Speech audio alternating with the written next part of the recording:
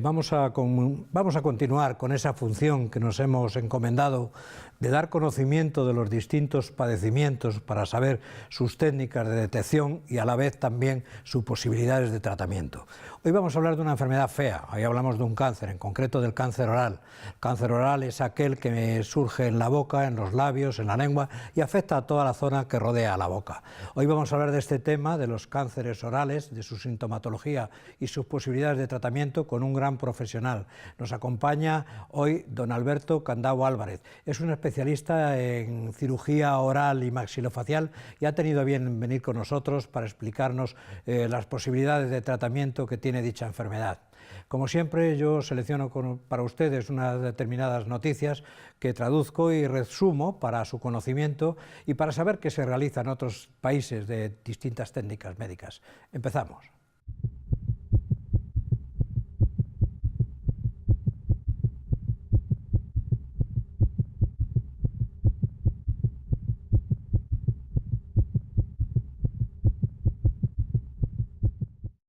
¿Quiere retener los nuevos conocimientos? Se debe hacer ejercicio unas 4 horas posteriores tras la lección, según un trabajo realizado en el Instituto Donders del Cerebro, la Cognición y la Conducta en Holanda, en el que participaron 72 personas que aprendieron una serie de asociaciones de ubicación de imágenes. Divididos en 3 grupos, primero se realizó un ejercicio inmediatamente tras el aprendizaje, el segundo después del aprendizaje a las 4 horas y el tercero sin ejercicio. Los que realizaron ejercicio después de las 4 horas tras la sesión de aprendizaje retuvieron mejor la nueva información que el resto, lo cual demuestra que después del aprendizaje se consolida la memoria si se realiza algún tipo de deporte. Investigaciones anteriores con animales encontraron que el ejercicio aumenta los niveles de compuestos químicos que mejoran la consolidación de la memoria.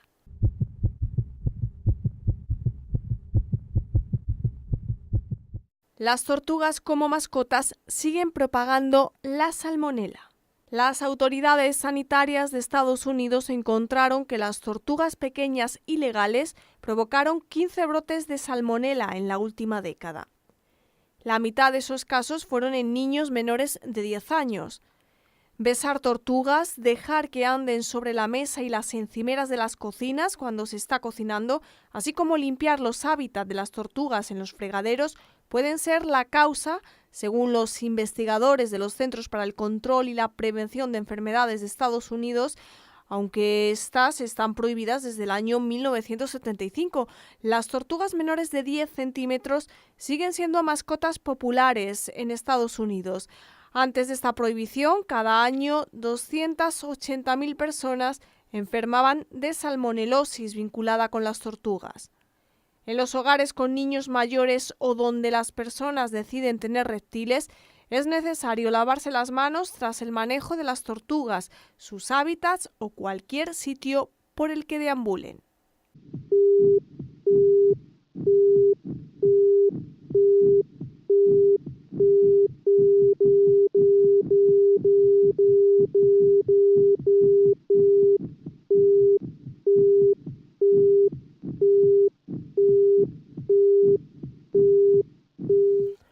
Hoy vamos a tomar un tema muy interesante. Bueno, son todos, dentro de la salud, todos los temas son importantes e interesantes. Pero hoy en concreto vamos a hablar de un tema que tiene su trascendencia. Cuando hablamos de esas tumoraciones, de eso tan feo, con ese pronóstico tan feo que llamamos cáncer, pues siempre nos sobrecoge un poquito el corazón y el miedo a determinados padecimientos que nos lleven a un mal final. Hoy vamos a hablar de un conocido determinado tumor, tumoraciones que son lo que se denominan los cánceres orales. Los cánceres orales son aquellos que afectan a la boca y a todos los órganos próximos a ello, pues puede afectar a los labios, a la lengua, al velo paladar, a todas las estructuras que se encuentran cercanos a ello. Es una dolencia relativamente frecuente y que puede tener buena solución médica. Hoy vamos a hablar de este tema tan interesante, el cáncer oral, con un gran profesional que ha tenido a bien desplazarse aquí a hablar conmigo para darme una lección magistral realmente, como él lo hace, de este tema. Vamos a hablar hoy con don Alberto Candau Álvarez. Es especialista en cirugía oral y maxilofacial. Asimismo es el miembro directivo de la Sociedad Española de Cirugía Plástica Facial. Con él vamos a hablar de este tema tan interesante, el cáncer oral. Don Alberto, ¿me permite usted que le tutee? Por supuesto. Pues muchísimas gracias, Alberto. Yo agradezco que me dejes, si me lo permites. Primero tengo que agradecerte porque entre paisanos creo que tenemos que tener claro que sí. buen feeling, ¿eh? Es paisano mío, somos los dos de Córdoba, y te agradezco muchísimo este viaje que has hecho para hablarnos de este tema, porque creo que es muy interesante que demos documentación sobre ello. Muchas gracias. ¿En qué consiste eso que determinamos cáncer oral? Bueno, el cáncer oral realmente, tal como lo has definido, no es una única enfermedad, sino que se trataría de todos los tumores que pueden aparecer en todos los territorios de la cavidad oral. Como bien acabas de comentar, pues en el labio, la lengua, la encía, en la zona tanto la que soporta los dientes como la que serían los carrillos, la lengua, la garganta, incluyendo pues la amígdala, el velo del paladar, etcétera. La causa más frecuente de este carcinoma, el tipo de carcinoma más frecuente es el carcinoma epidermoide, aunque hay otros muchos tipos de carcinoma, pero casi siempre cuando nosotros nos referimos a cáncer oral nos estamos refiriendo a este que es el más frecuente, el carcinoma epidermoide. ¿Ese tipo de cánceres es lo mismo que se tienen en la piel por determinadas radiaciones solares? ¿Corresponde a la misma estirpe o no? Dentro de que se trataría de un carcinoma epidermoide, y los que aparecen en la piel por su propio nombre serían carcinomas epidermoides, pero no tienen las mismas implicaciones, ni tienen los mismos factores de riesgo que los que aparecen en la piel. O sea, en resumen, afecta a todas las estructuras próximas a la boca. Correcto. ¿Cuál puede ser realmente, siempre cabe la duda de que puede ser el que inicia la tumoración, cuáles pueden ser las causas a que aparezcan este tipo de tumoraciones? Como en casi todos los tumores, existen algunos factores de riesgo que están muy bien estudiados, y en el caso del cáncer oral, por ejemplo, el tabaco es actualmente uno de los principales factores de riesgo. Ajá. El tabaquismo, el alcohol, el consumo de alcohol, y luego pues otra serie de detalles, como por ejemplo ahora está muy en boga la colaboración con un virus que se llama el virus del papiloma, que también influye en otra serie de tumores, como en el caso de los tumores ginecológicos, del cérvix. Y ya no realmente esa tumoración es más conocida por el público en general. En el caso de las mujeres, por las tumoraciones, de ahí que se estén realizando esas vacunaciones. Luego te preguntaré acerca de esa posibilidad, entonces, porque si es de la misma estirpe, de la misma causa, a lo mejor puede evitarse también con este tipo de vacunaciones. Luego hablamos. Y luego, pues no en nuestro medio, pero sí que es verdad que el consumo de determinados tipos de productos, por ejemplo, pues las hojas de coca, como se han consumido en países latinoamericanos, o el consumo de nuez de betel, que también es otro producto para mascar, o incluso el tabaco de mascar, también influye directamente en la aparición del cáncer oral, que por ejemplo no tiene relación con otros tipos de cánceres, por ejemplo el cáncer de pulmón. Ya. O sea que tenemos realmente, las causas pueden ser múltiples, ¿no? No tiene una causa determinada y casi todas van relacionadas con productos tóxicos, ¿no? Por decirlo así.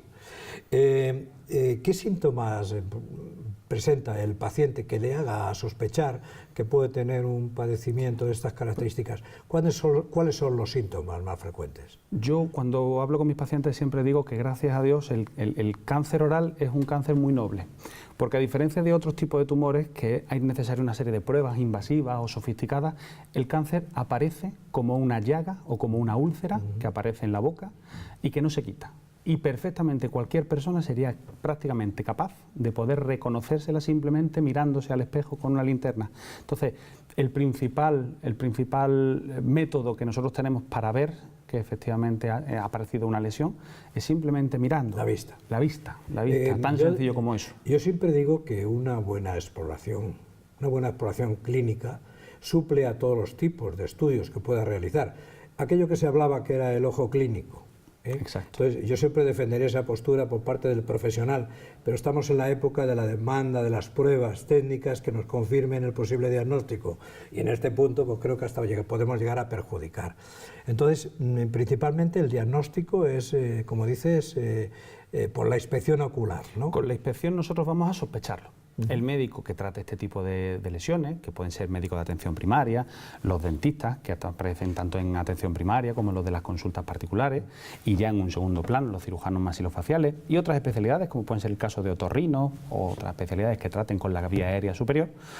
Pues es verdad que podemos verlo simplemente, pero con eso podemos sospecharlo. Ojo, nadie es capaz de poder diagnosticar un cáncer exclusivamente con la vista. Sí, pero realmente a los telespectadores lo que le interesan es la sospecha. Claro, la porque sospecha. el primer síntoma, el primer signo que puede llevarles a sospechar. Y son esas manchas, esos cambios de coloración, ¿no?, de determinadas mucosas, ¿no?, que has comentado antes.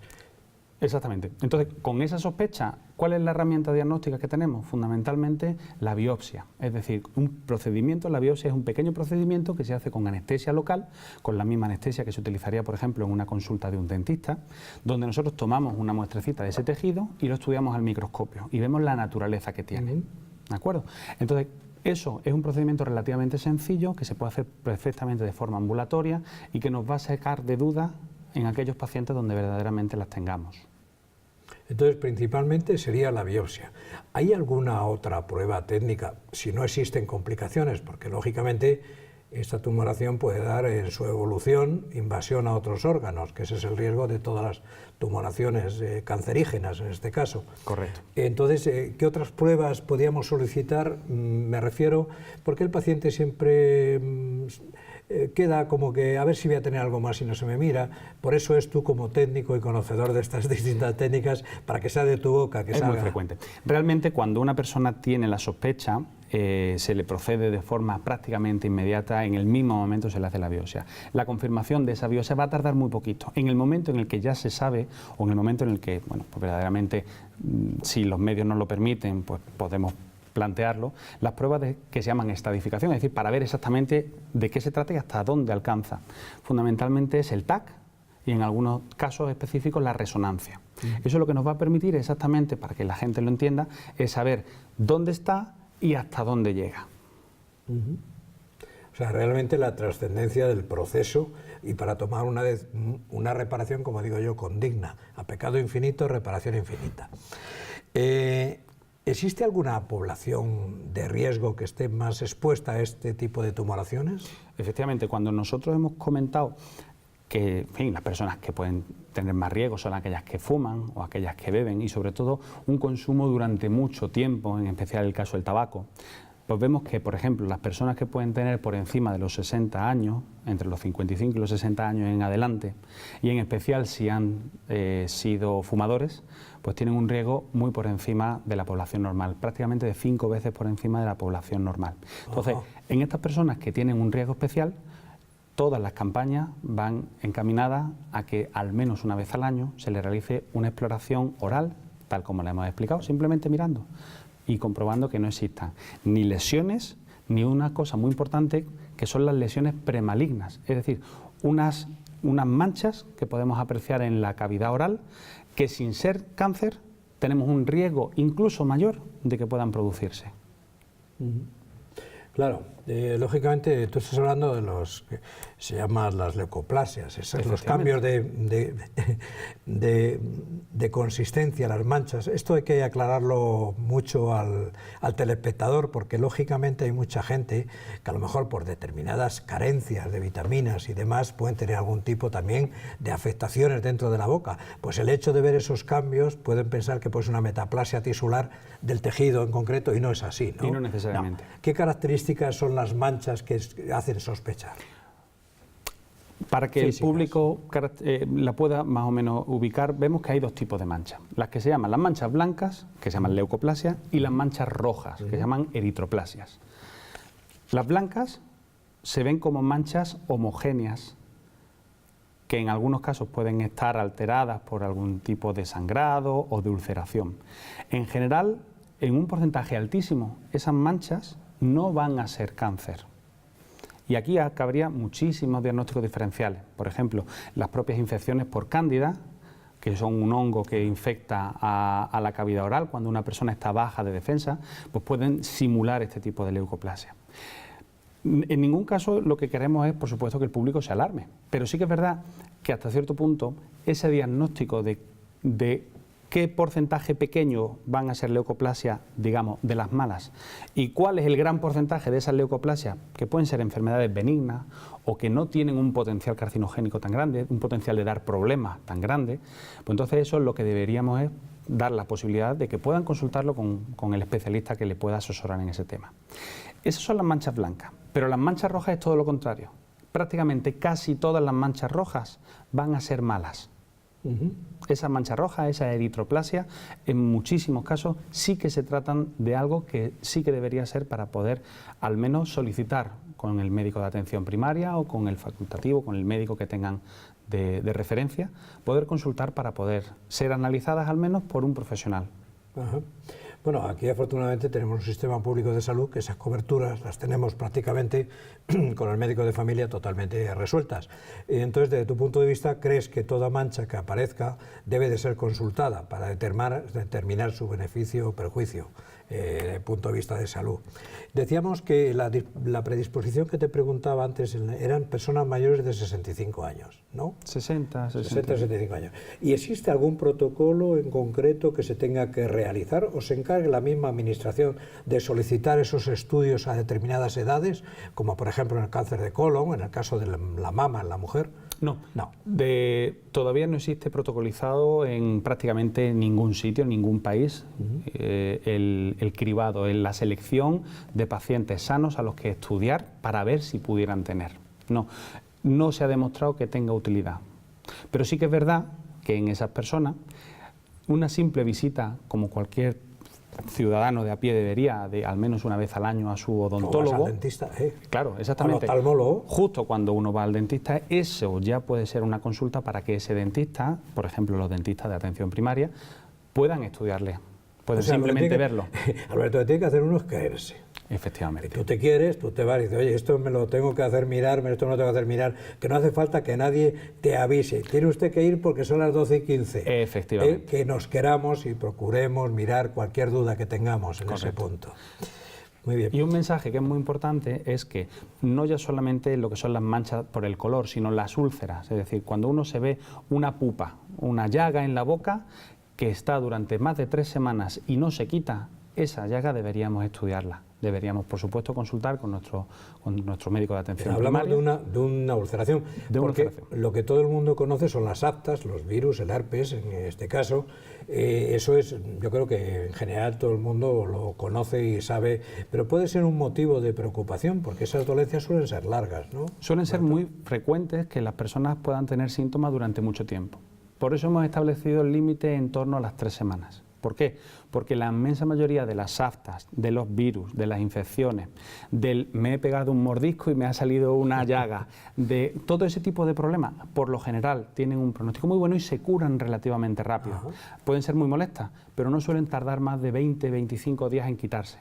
Ajá. Por eso, en ese sentido, cuando nosotros vemos una lesión que perdura por encima de las 3-4 semanas y no se va a mejor, entonces esas serían las que nosotros deberíamos prestarle un especial interés. Claro, porque el tratamiento es distinto y las consecuencias también son distintas, o sea que hay que salir de dudas sin ninguna duda. Que no te quepa ninguna, que digas esto es así y esto va por aquí y así se me va a resolver. Actualmente tenemos, ¿qué tipo de tratamientos tenemos? Porque todos sabemos que en el caso de las tumoraciones, pues como mejor se desaparecen es quitándolas del sitio. Lógicamente todo el mundo piensa que la cirugía es el tratamiento total y absoluto, pero existen otras series de posibilidades de tratamiento ante este tipo de dolencias. Efectivamente. Pónganlas en orden a ver qué, para orientarnos. Lo que a nosotros nos va a determinar qué tipo de tratamiento hacemos va a ser, a grosso modo, el tamaño que tenga la lesión. Cuando nosotros hablamos de tumores pequeños, porque se diagnostican afortunadamente pronto, en ese tipo de casos existen protocolos donde podemos evitar la cirugía haciendo un tratamiento combinado tanto con quimioterapia como con radioterapia, teniendo prácticamente los mismos resultados en cuanto a supervivencia y en cuanto a posibilidades de curarse.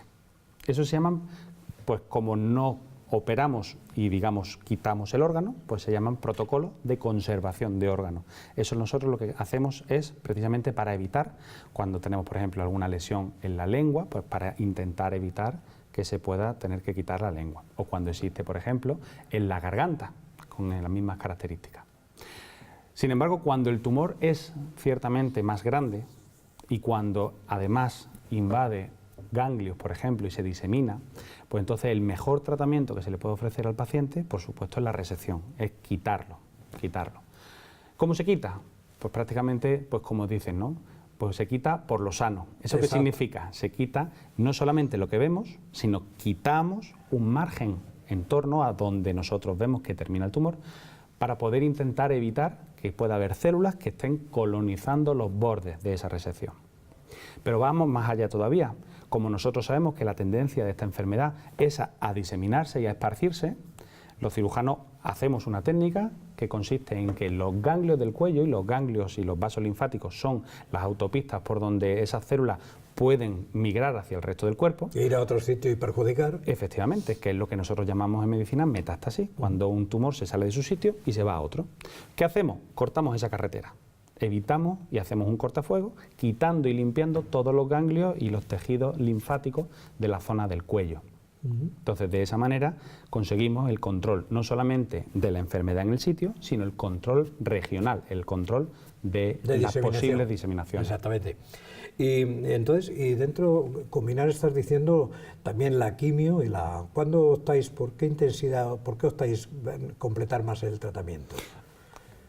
Pues realmente, como casi todas las disciplinas, depende del paciente, porque realmente aquí no podemos hablar de enfermedades, sino de enfermos. Siempre hay que hablar de pacientes. Yo nunca he creído en los protocolos, te lo tengo que decir.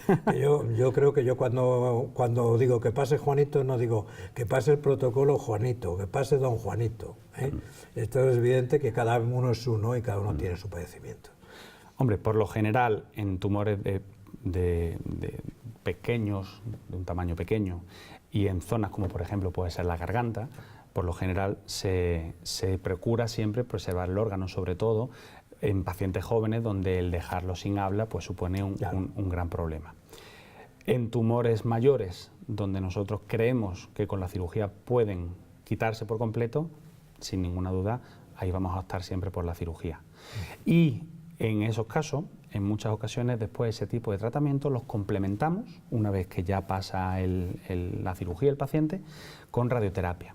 En muy contados casos, en esta vía que hemos comentado de primero cirugía y luego radioterapia, en muy contados casos es necesario dar quimioterapia. Vamos a ver, después que se supera toda la enfermedad, siempre pues queda una supervivencia un poquito disminuida. ¿En qué podemos mejorar esa supervivencia después cuando se ha conseguido combatir? Este ha sido el gran tema de batalla, sobre todo en los últimos años. Cuando nosotros nos hemos planteado como cirujanos a lo largo de la historia quitar los tumores, la operación de quitar el tumor, hasta cierto punto, podemos decir que es relativamente sencilla. Quitar el tumor es relativamente sencillo. El problema está para el hueco, para que los espectadores nos entiendan. Aquí no se trata simplemente de yo tengo aquí un problema, me quitan la mitad de la mandíbula y se me queda el agujero. Eso no es viable. Claro. Entonces, precisamente porque sabemos que muchos de estos tumores, si se cogen a tiempo, tienen un pronóstico incluso hasta de curación a muy largo plazo. Sí, como en la mama. Por ejemplo. Entonces, lo que nosotros hacemos son una serie de técnicas, en general, la ciencia hoy día pues desarrolla una serie de técnicas que permiten, por ejemplo, reconstruir los tejidos que faltan. Por ejemplo, pues si nos falta el hueso de la mandíbula, ¿cómo lo podemos reconstruir? Pues se pueden hacer autotrasplantes, que para que la gente lo entienda, pues un trasplante, pues en vez de cogerlo de un donante y ponerlo en nosotros, pues consiste en que una parte de nuestro cuerpo, como puede ser el caso del hueso peroné, de la pierna, o el hueso de la cadera, que se llama cresta ilíaca, sacarlo y poder utilizarlo para reconstruir el reborde de la mandíbula. Podemos utilizar también partes de la piel de otras partes del cuerpo, como es el caso del muslo o del brazo, para poder reconstruir la lengua y de esa manera incluso darle la posibilidad no solamente de que ocupe volumen, sino incluso para contribuir a que el paciente hable. Pero vamos ya mucho más allá. La mayoría de estos pacientes, por este tratamiento, que es la radioterapia, van a perder los dientes de esa zona, como un proceso normal. Bueno, pues muchos cirujanos a lo largo concretamente de la historia de nuestro país han estado luchando para poder incluir dentro de las carteras de servicios la posibilidad de que a esos pacientes se les puedan poner implantes en el concepto de... Realmente se puede hacer un tratamiento de cirugía plástica, que es lo que... Bueno, cirugía reparadora. Pues Alberto, ha sido un placer, se nos hace el tiempo muy corto.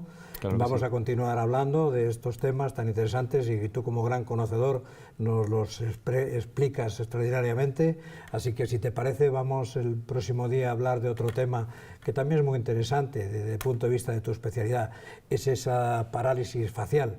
¿Te parece que nos veamos el próximo día y Claro que hablamos sí. de ello? Muchísimas Pues gracias. muchísimas gracias por haber venido al programa, Alberto, y aquí estoy, a tu disposición, y a ver si voy por nuestra tierra y de un paseo que la echo de menos. Claro que sí. Muchas gracias. Encantado. Por venir. Gracias. Gracias.